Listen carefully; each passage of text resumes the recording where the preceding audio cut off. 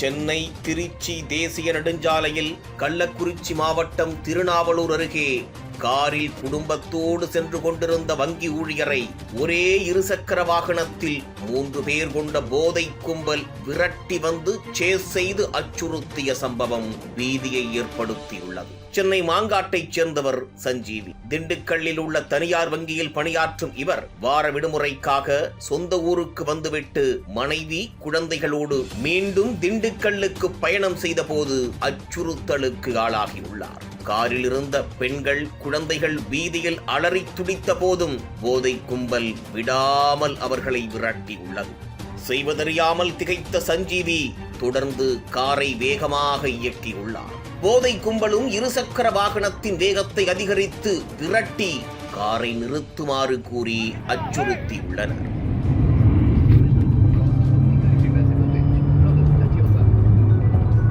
ஒரு கட்டத்தில் கார் மீது தாக்குதல் நடத்தியதில் பின்பக்க கண்ணாடி உடைந்ததால் காரில் இருந்தவர்கள் கதறி இருக்கின்றனர். பின்னர் வழியில் இருந்த சுங்கச்சாவடியில் நிறுத்தி அங்கிருந்த போலீசாரிடம் உதவி கேட்டுள்ளனர்.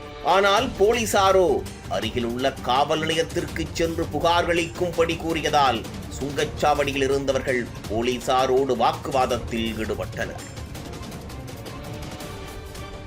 சென்னை திருச்சி தேசிய நெடுஞ்சாலையில் இதுபோன்று போதை மற்றும் கொள்ளை கும்பல்களின் அட்டூழியத்தால் வெளியூர்களுக்கு செல்லும் வாகன ஓட்டிகள் அச்சமடைந்திருப்பதாக தகவல்கள் வெளியாகியுள்ளன.